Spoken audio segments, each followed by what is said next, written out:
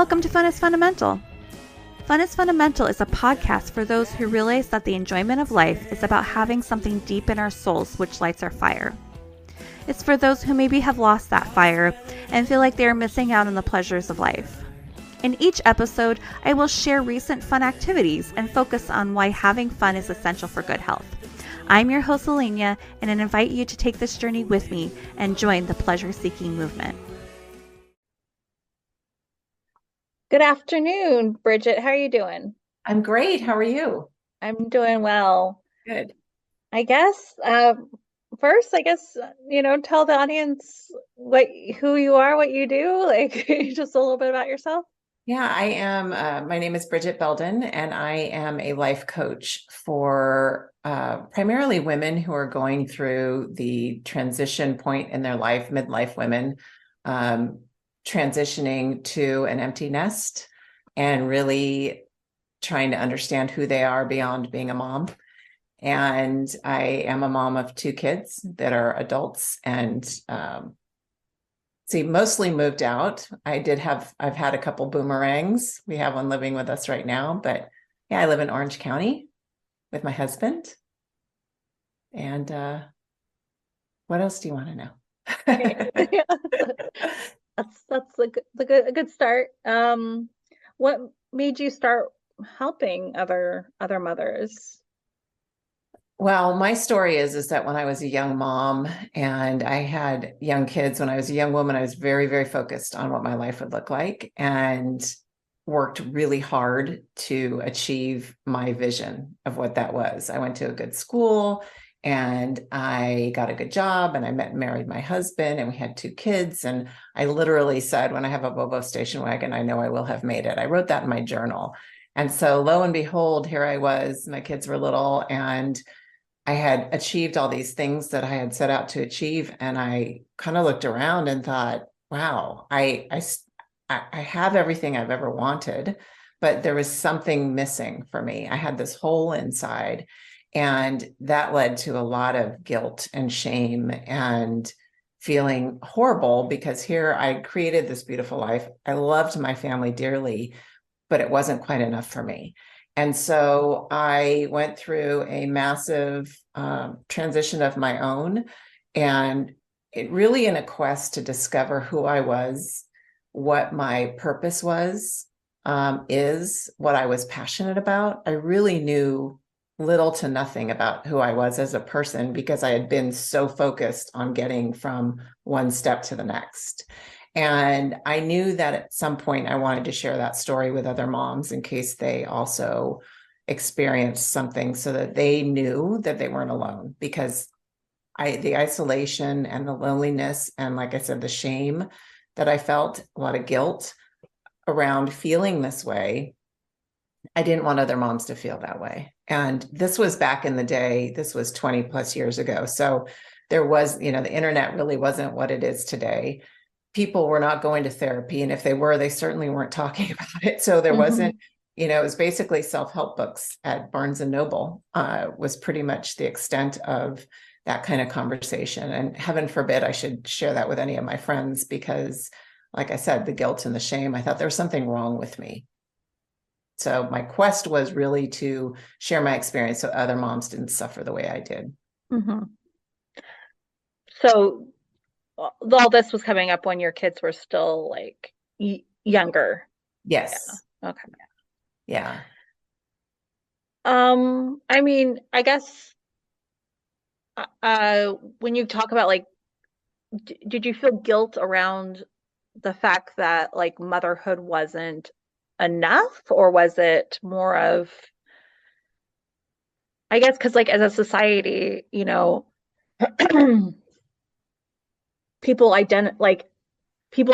women wrap their identities around being a mother, and like that's like who they are, And so was it like that kind of guilt where you were like, well, I have this and I love this, but I want more? Yes, that was it. Yeah. Yeah. I identified as a mom, but there was still something missing. I wanted more beyond that. And I guess after like, 20 some years, have you found that there's a lot of women that feel this way?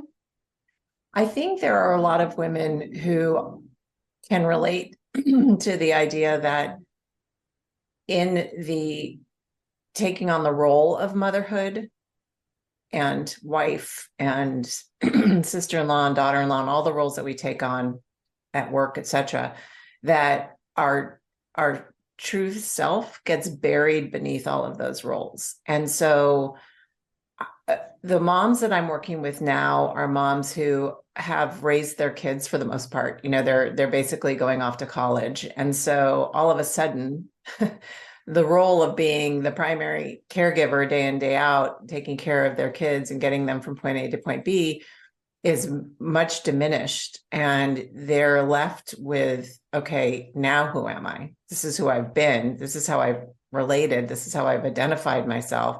And now I have no idea who I am beyond that role. And it can be really overwhelming.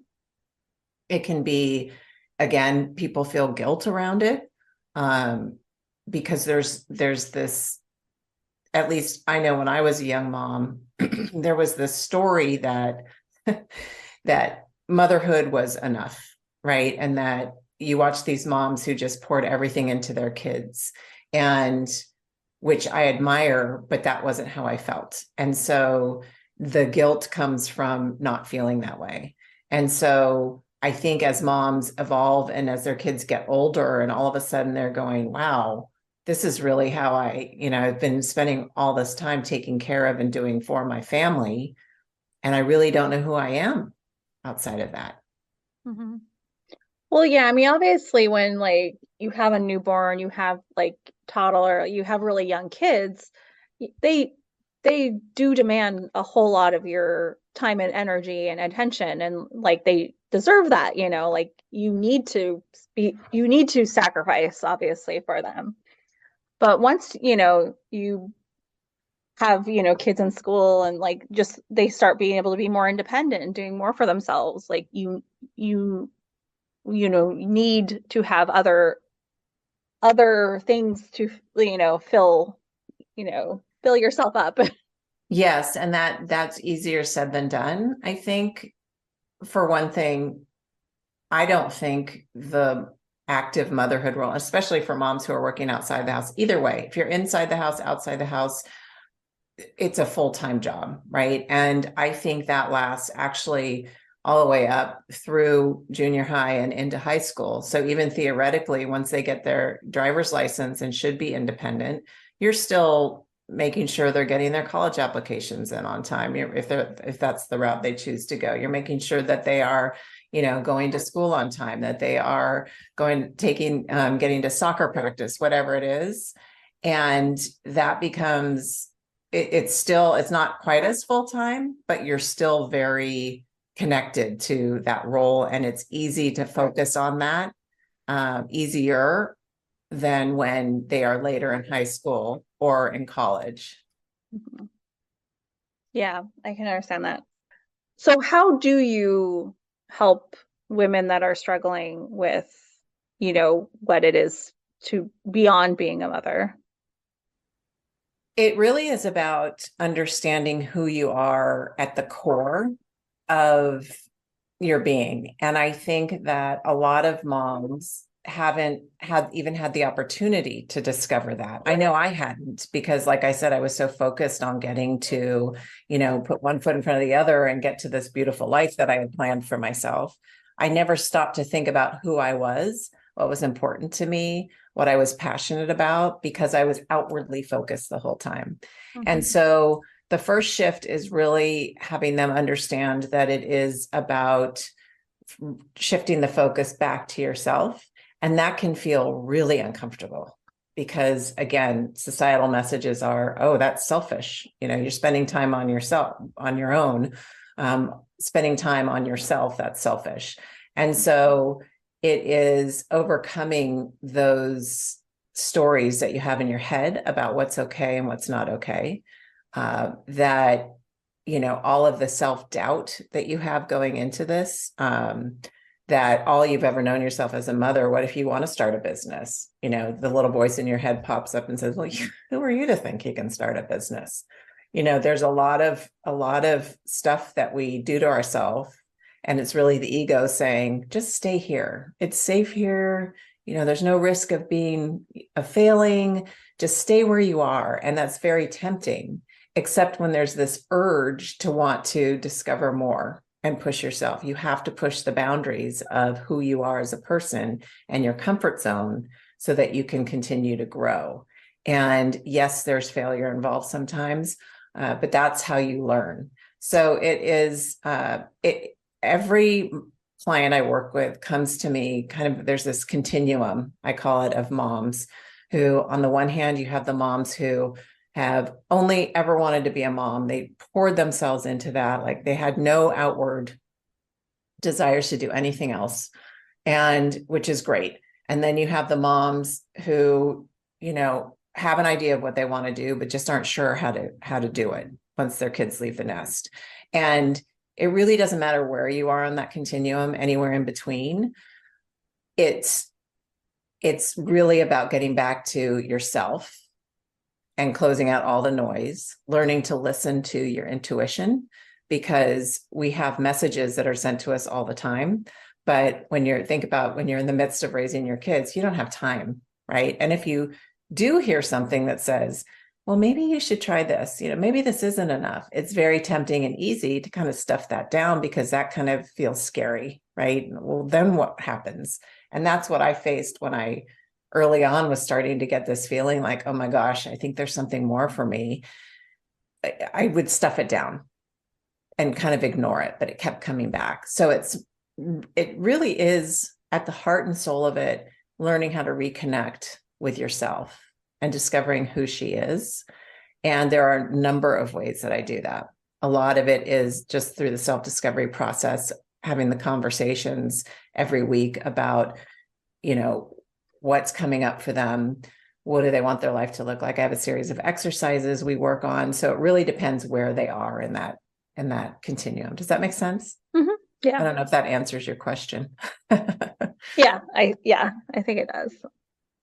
And what about like women that still have children at home? Like, how do you balance, like you still had children at home when you were going through what you were going through. How do you balance being a mother, like, quite a lot, especially with the balance of labor in households? Usually the burden is on mothers.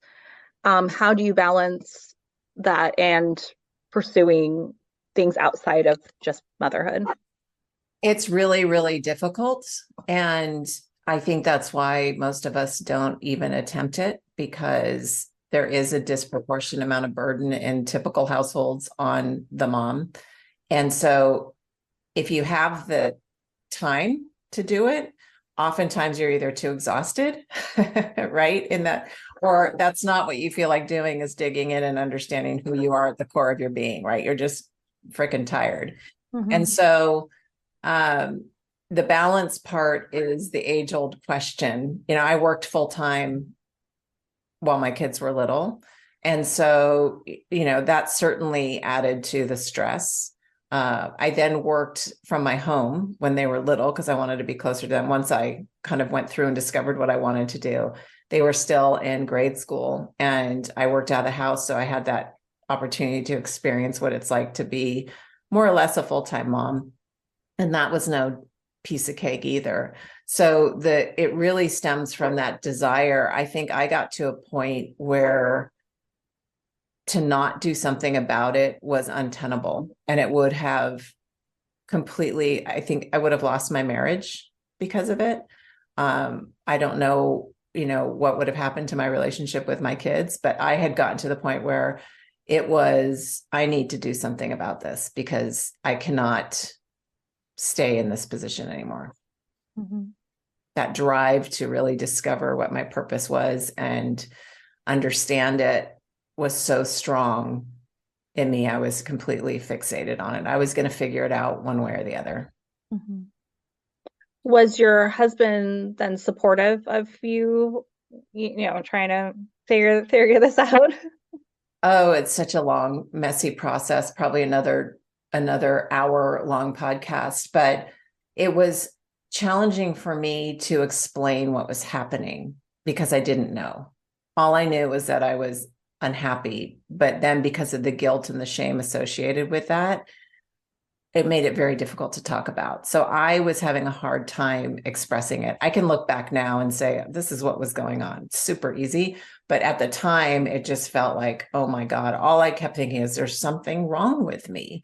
And so that prevented me from truly expressing what was happening with my husband.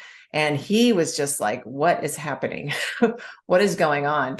And all he said, he kept looking over at my nightstand and seeing these self-help books and just being like, oh my gosh, like we weren't at the point in our marriage. We had been married probably 6 or 7 years. And with the stresses of the kids and everything happening, we did not have a great communication style or process. So my inability to express to him what was happening and his inability to understand how this could possibly be true made it very, very difficult. And actually at one point I got to the point where because I couldn't, because of that void, that gap between my inability to express and his inability to understand, I made the decision to move out of the house because I was just like, I felt like I was suffocating. And so it wasn't until then where I had some space to breathe, and he was not happy about it. I mean, his whole world was crashing in on him. Right. And so I just knew that this was something I had to do. And I would never, ever advocate for that for anybody that's listening or anybody that's at that point. It's just, I was at that point where it was so important to me to figure this out that I had to do whatever I had to do. Mm-hmm. Thankfully, we were able to work our way through it, and we're celebrating 30 years this year, so of marriage. So now he is supportive as I become much more able to communicate what I need, to express myself to him. And that's been a lot of the learning too along the way, right? Is being able to use your voice and ask for what you need, which is really hard for women. He is completely supportive because he has seen the transformation in me, and especially over such a long period of time. And it has benefited our marriage immensely. But we're very fortunate that it worked out that way. Mm-hmm. Yeah, I'm obviously, with divorce rates what they are, obviously that's not always the case. Yeah, absolutely. What about like in, another thing that like is like a big thing in society is like the thing about like the wine mom, for example. It's like, do you think that stems from also like a woman who is not being fulfilled and she's just like trying to find something to fill a gap? It's entirely possible. And I look back now because I was there, right? My girlfriends and I would sit around and drink wine and, talk about the kids. You said wine mom, right? Yeah. Yeah. And wine, I mean, drinking, not whining. Well, sometimes they go hand in hand, right? Yeah, they do. And, that was, quote unquote, how you deal with it. And I'm much better with my kids after a glass or two of wine, which looking back, I can see where that can be really, really dangerous. And, yes, I still enjoy my wine and my cocktails, etc., but much more aware of, there can be a tendency to numb, which everybody that knows about alcohol knows that can be. So I think that's part of the rhetoric around, oh my God, I'm a mom of, taking care of everything.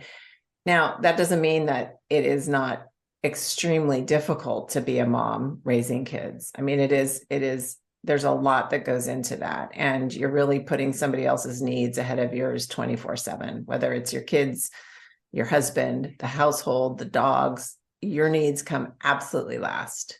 And so, reprioritizing yourself is a big process, as I said, when it comes time to really understanding and creating a life you love, one that's full of joy and fun, hopefully, is really learning how to prioritize yourself again. And by that, I want to be sensitive, because I think a lot of people think, oh my God, well, if I've got young kids at home, I'm not going to tell them, sorry, honey, I can't help you with your math problem because I'm off to the spa. That's not what I mean. What I mean is it's really about treating yourself with the same love, time, and attention that you do everybody else. So considering your own needs along with everybody else's, which 9 times out of 10 does not happen, because you always push yourself last. Mm-hmm. Well, yeah, and caregiver burnout is a very real thing, obviously, and mothers are, really like the ultimate caregivers, right? My bringing up the wine mom thing is not to say like, it's not a very stressful thing to raise little humans. So, yeah. I do think, though, it does make light of the fact that you're essentially saying, numb yourself and you'll be a better mom, by the whole, that rhetoric, I think can be dangerous. And like I said, I participated fully in that when my kids were little with my girlfriends. So I get it now, but looking back, I think it can be a dangerous precedent to set. Mm-hmm. When should mothers seek help, do you think, from outside? That is a good question. I think it really depends on the mom. And by help, I'm assuming you mean coaching as opposed to therapy, or do you mean kind of the whole ball of wax of help? Yeah, I think, really I'm thinking like the whole thing. But, obviously in different situations, a coach would work better than a therapist. But yes, for sure. A big part of my program is really helping moms to shift the focus back to themselves. One of the ways we do that is by focusing on your health. And there's a lot of preventative that is around physical as well as mental and spiritual. And it's kind of the 3-legged stool. And if ever, first of all, if you are unable to function on a daily basis, then obviously seek help. I would think therapy more than a coach at that point. If you're feeling like, there's something more for me, if anything I've said resonates with you, I want more joy in my life. I want more fun in my life. I feel like, life feels hard right now. I want to really understand who I am and what's important to me, and I want to have more passion in my life, all of those things. And I would say definitely, whether it is, self-help books, I think one of the main things is just getting curious. So listening to yourself and with compassion, so no judgment. Like I had a lot of judgment, which I think prevented me from seeking help sooner. But it's really getting curious. So when you notice yourself thinking about, wow, that looks really cool, I would love to teach yoga, that has always spoken to me, then get curious about what that looks like. Maybe there's a yoga class in your neighborhood that you can participate in, or maybe there's a teacher licensing or some kind of a class, and kind of pull that thread and really get curious about what the thoughts that are popping up in your mind in terms of, and if you need support along that journey, because what tends to happen and where a coach can really come in handy is shining a light on those doubts, because we all have blind spots, things that we can't see in ourselves, that working with a coach really helps us see, where it's like, you said that it's not possible for you to learn how to teach yoga, but you have this, and this, and they kind of start putting the ideas, the dots together to formulate, wow, yeah, seeing what's possible for them. So it also helps keep you accountable to your own goals. So if you say, I really want to have more joy in my life, then, coach can lovingly say, listen, you said you want this, but your actions are in direct conflict with that. So how can we rectify that situation or reconcile that situation. And so it is somebody that can guide you along the path. If I had had a coach, I don't even know if coaches existed back then, but if I had had a coach, I think, because my process was probably about, I don't know, 6 or 7 years from the very beginning of, that little inkling that I kept stuffing down deep till the crescendo of when I actually moved out and started taking active steps, was a long period of time. Had I had somebody that was there saying, there's nothing wrong with you, you're okay, it's okay to want more, let's try this, or how about this, or here you go, or, like I said, shining a light on those blind spots. So that's how I think a coach, or when people should seek help. And I know that was a really long-winded answer to your question.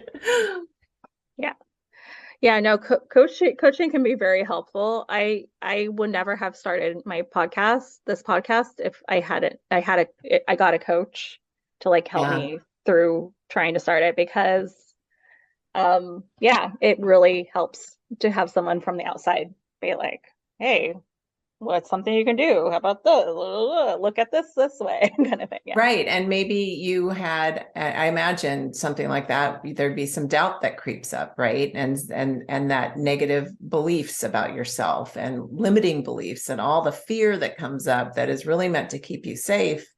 But in reality, when it comes to self-improvement or self-growth, safe doesn't cut it. Right? It can be scary. You've got to find your edge and kind of push past that. That's where the growth, and that's where all the good stuff is, because that's when you realize what you're really made of. And so I bet for you, looking back, you're probably like, wow, I'm so glad I did this. Yeah, definitely. Yeah. So I think that's a really good example of when a coach can be helpful. Mm-hmm. Yeah. As a society, what are things that people, we're all part of the society, people can do to like support mothers and to help make motherhood easier for, people in their own lives? That's such a great question. And I think it really stems from recognizing the mom as a whole person who also has needs, and whether it's support, understanding that she might say, no, I'm fine.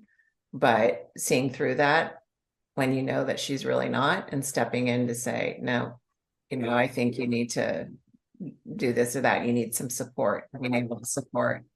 I think for husbands, understanding, again, I think it really is about understanding that moms are people too. Can be a bumper sticker that, in the interest of serving our families, that we really do put everybody else first. And so to kind of somebody there to step in and go, hey, I'll watch the kids. Why don't you go have lunch with your girlfriends, or go to the spa, or go get your nails done, or whatever the case may be, just to give them that space. And I do think things have gotten much better since I was a young mom, in terms of more equity between the roles of the mom and the dad. I think dads are much more involved with the younger generations than they have been in the past. But I also think that equity needs to play out and because it's hard to take that entire burden all on yourself. Not that raising kids is a burden, but you know what I mean. All the things that go along with it. Yeah. Yeah. Well, I mean, even though things have gotten better with how fatherhood, how fathers in younger generations definitely take more on and everything like that, people still will say things like, oh, he's babysitting his kid, like his own kids. He's babysitting his own kids. Like, what? Yeah. He's parenting. Yeah.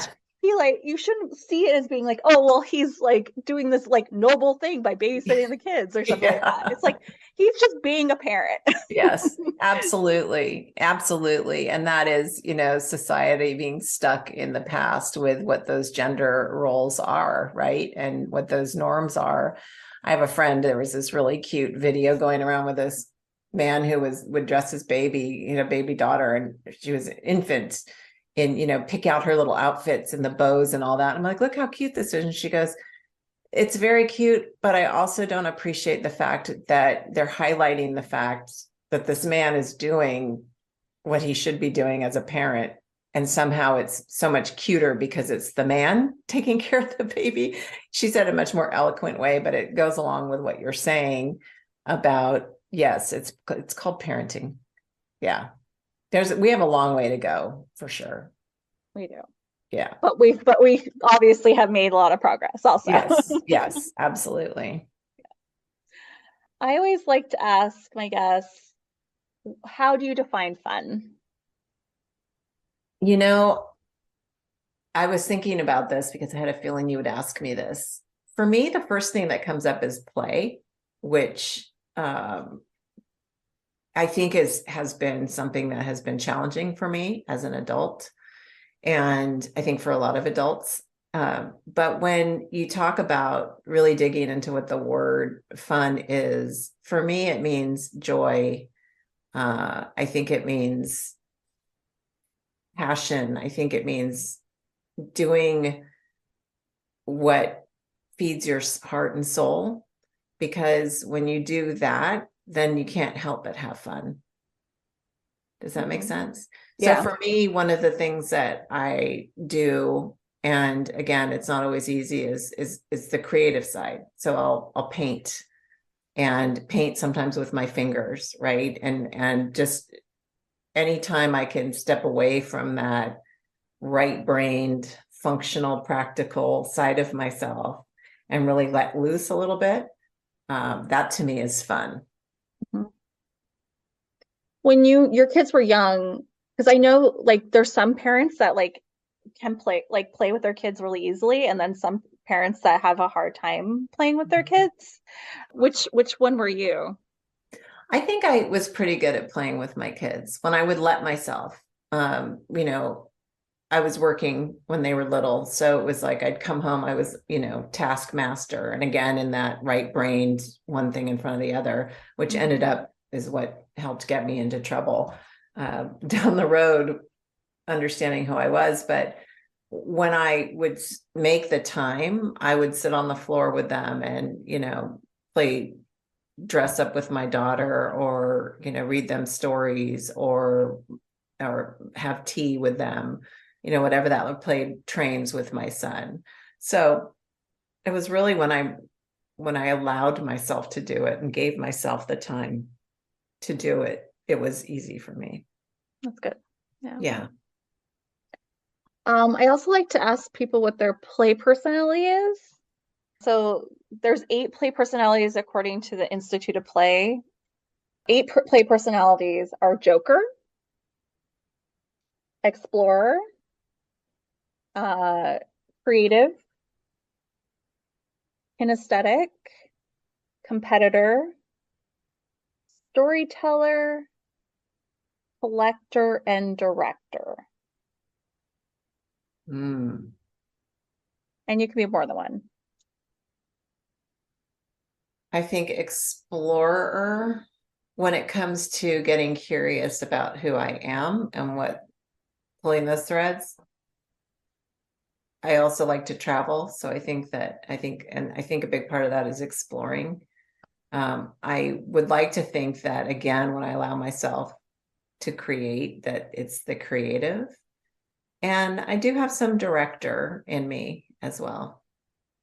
You and me we match. Oh, do those we? are my 3. Oh, that's funny. Yeah. I'm like, wow, someone that has my 3. When's the last time you laughed so hard it hurt? I think I just got back from a trip with my sister where we did the US world tour of us, where we went to go visit our brother and met nieces and nephews and grandnieces and nephews we hadn't met before. And I set the intention of just kind of letting myself go and be present in the moment and enjoy it. And we had quite a few belly laughs. And then spent time with my daughter where we did as well. Nice. Yeah. So it was fairly recently, but I love that. There's nothing better than that.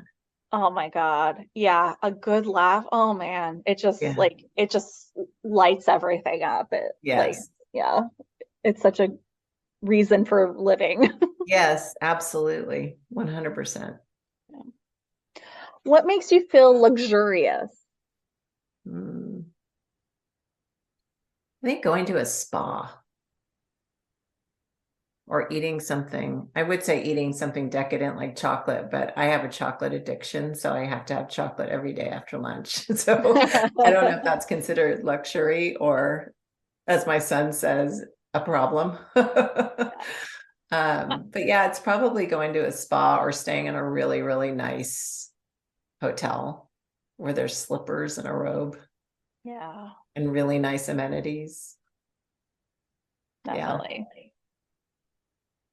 Where's like the best place you've ever traveled? There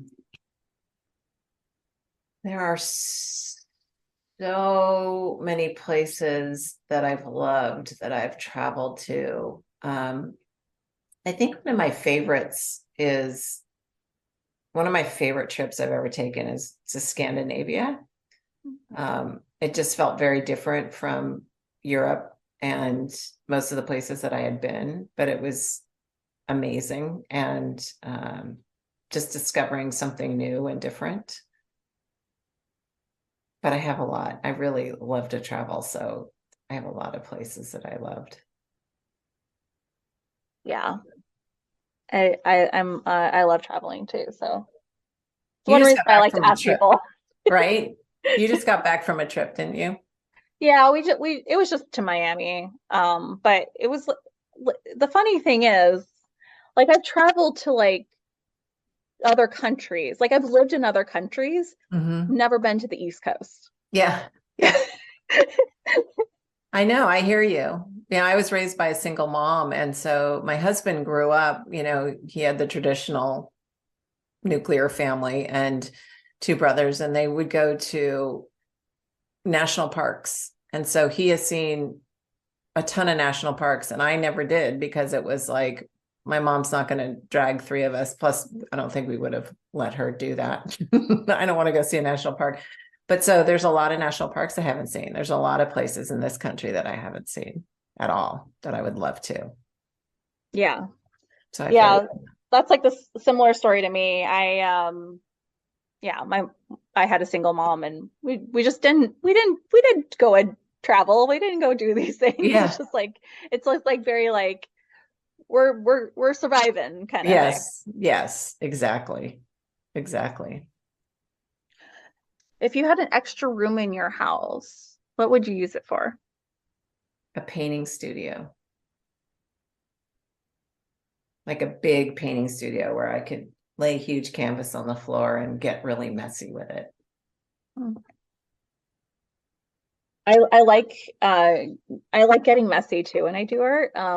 I think also because I like worked with children for 10 years, it's like just getting messy is just fun. Yeah, it is fun. It is fun. Talk about play and fun. Yeah. Where do you see yourself in 5 years? Well, I think my husband will have retired by then. And physically we'll probably we talk about leaving the state of California, but I don't know if we'll actually ever do that. So we'll probably be up in the Central Coast somewhere. Santa Barbara we're playing with right now. Traveling, an author, a public speaker. Those are all things I'd love for this message to get out on a broader scale, because I think as women, we have so many gifts to offer the world right now that is sorely in need of them, but we are stopped by our own doubts and questions, and a lot of which has been defined for us by society and our culture. And it makes me super emotional, and I'm super passionate about the idea of having women understand our value so that we can step into our power and heal the world. I think there's so much work to be done. And I think that women have a lot of the tools to be able to do it, but we haven't been allowed the position or the place or the means to be able to do that in a way that we should be. So. Well, and as a society, I feel like also there's such this like weird, where women, once they get like to a certain age, like as society, like they become like, it's like they're invisible kind of thing, like no one's like, but women, once they get to a certain age, like are very like powerful, actually. Like, yes. Yeah. And I think that's starting to shift a little bit. I think at least I'm more aware of it because I'm looking for those things. But Julia Louis-Dreyfus, do you know her from Seinfeld? Yeah. She has a new podcast where it's called Wiser Than Me. And she specifically said, I want to talk to women who are older than me so they can help show me the way. And it's really fascinating. So I agree with you. I think that we have so much to share and so much wisdom that the world needs. Yeah. Yeah, completely. What is something that's making you happy this week? What is making me happy this week? Well, this podcast is making me happy. I just got off a call before I jumped on here with you with a client who had some big breakthroughs.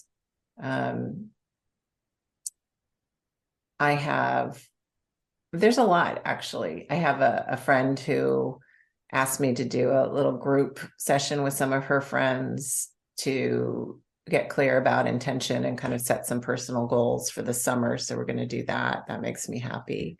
My dog makes me happy, both my dogs, even though they bark when I'm trying to do a podcast. Yeah. My son, seeing him happy and finding his way, that makes me happy. And I love every day. I have a very serious routine. And every day I get up and one of the first things I do is meditate, and then I take my dog on a walk, and I find so much joy in being out in nature and just being present to what's happening out there. That makes me happy. So I have a lot. There's a lot that makes me happy. That's good. Yeah. I'm glad. What's something that can always cheer you up? A conversation with one of my girlfriends, or funny kid or dog videos on Instagram.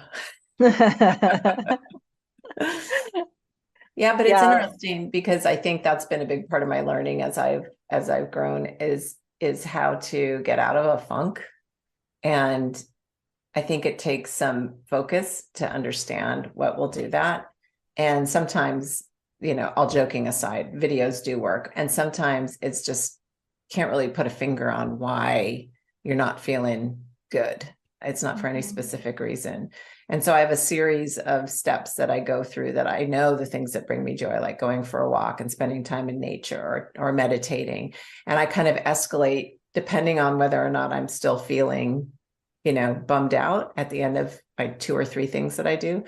But the one thing, and this is actually probably a better answer than the memes, is having a dance party, a solo dance party where I plug either put in my AirPods if people are home, or just blare the music to my favorite song and just dance like nobody's watching. Like there's something about that just totally lifts my mood. Yeah. Well, I mean, I feel like both music and movement are two of those things that are, the best for. Yes, for sure. For sure. What do you like to dance to? Oh, there's a Macklemore and Lewis song called Can't Hold Us. I don't know if you've heard Oh, that. Yeah, yeah. love that song. I've been kind of into, there's a Santana song. There's some really good like guitar riffs that kind of get me going, but Can't Hold Us always gets me going anytime that comes on. I love This Will Be by Natalie Cole, or The Best of My Love by The Emotions. Like, Oh, yeah. yeah, it just depends. I kind of scroll through and find something that sticks out to me. I need to make a dance party playlist, though. I don't have one of those. Yeah. So I have it at the ready. Yeah. And then you don't have to like work so hard to Yeah, find it. exactly. Who's the most interesting person you've ever met? Oh, these are some good questions. Most interesting man I know. I don't know about anybody specifically, but I find myself drawn to people who have no problem speaking their voice or being visible. I admire that a lot. And I can't think of anybody that sticks out in my mind, but as a type of person. And I think that's because I admire it, because I feel like I'm not quite there yet when it comes to saying how I feel. Like there's times when I feel like I'm sidestepping, like, or not really saying what, like, this is so dumb. People are going to be rolling their eyes. But one of the things for me that causes me to hesitate is like when I'm at a restaurant and I'm seated and they seat me at like the worst table, unless it's like horribly bad. I sit there and I look at it and I kind of start looking around like, oh my God, I don't want to sit here. Where else can I sit? And so asking to change tables for me is a big deal. So there's moments when I can completely say what I need and voice my opinions. And then there's moments when I, for whatever reason, it's just like, I think it's because, just sit there, be quiet, don't make waves, don't rock the boat. It's fine, you'll be fine, kind of thing, that make me kind of silence that. So as a rule, I'm really drawn to particularly women who can just say what they feel and there's no second guessing, second thoughts about, how it will be received, which I really admire. So that doesn't really answer your question. It's kind of a cop out. Oh no. I mean, it says a lot about you for sure. So that's the whole point of the question. It's just to like that get the, people to know who you are, Well, thank you for that then. Yeah. How about a few word associations? What do you think of when you think of light? Beauty, Home, warmth, summer, barbecues, the forest, ancestors, laughter, joy, money,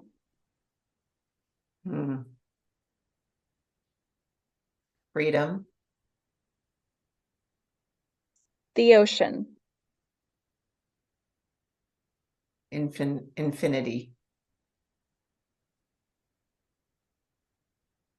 music, fun, dancing, peace, peas or peace. peace, Just contentment,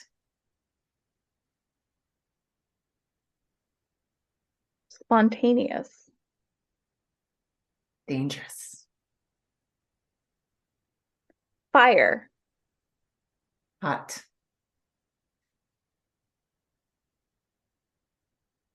Pineapple. Hawaii. Coffee.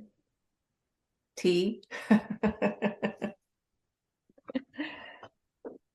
right, which would you like more, the mountain or the beach?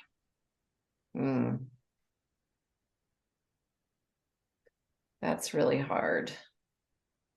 I think probably the beach, but they're so different for me, but they both have the nature connection. Mm-hmm. For me, like there's something about like the waves on the beach that's just so like relaxing. Like I love going to the mountains too, but yeah. Yeah, there's that. And then I love to sit. I remember one time in particular when my husband and I were separated, and I went with my girlfriend who lived in Manhattan Beach, and we went to the beach, and it was just this looking out at the vastness of the ocean. And that's why I said infinity. It felt like anything was possible for me. And it was really inspiring. Yeah, there's something very soothing about the beach in general. Mm-hmm. Definitely. Summer or winter? Summer. Plane or car? Plane. Calling or texting? It depends. Is that a cop out? No, I mean, I think that, it is true, some things you can't say over a text, but I guess the reason I asked this question is because I find that people of a younger age, millennials or younger, I feel like they avoid calling. They just want to text only. Yeah, So, absolutely. yeah. The book or the movie? The movie. That's a hard one too. It is. That's another one where it just really depends. Yeah. Like Yeah. For sure. sometimes they do a disservice to the book. So Yeah, absolutely. In which case I would say the book, because then I can formulate my own picture. I have a friend who, when she reads a book, has all the roles cast in her head. So if the movie comes out, it's most certainly ruined because they don't match what she has in her head. yeah. Yeah, I think the book. What's your favorite ice cream flavor?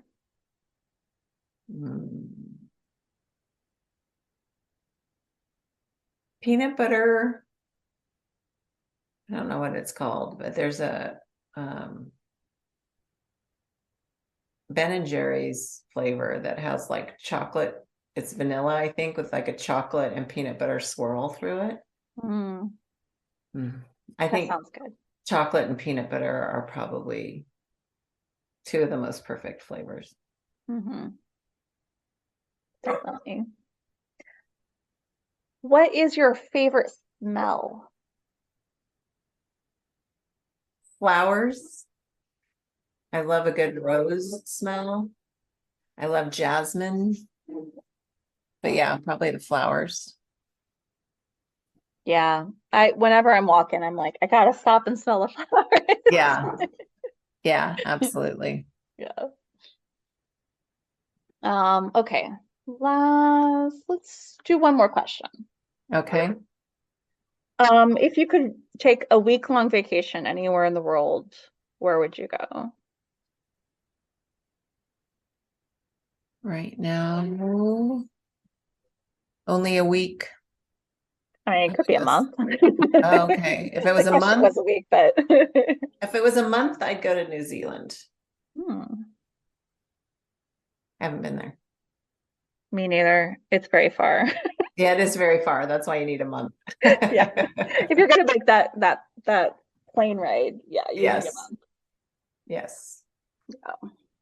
I'm a big fan of living abroad also. Like I love taking time in countries. Where did you live when you lived abroad?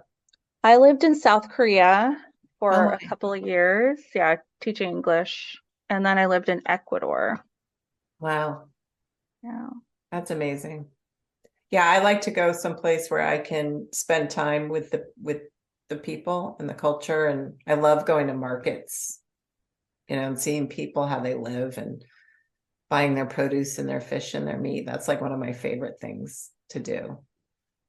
Definitely. I would do that over going to like a museum, depending on the museum, or another church, or like I love the just kind of understanding how people live Hmm. when I travel.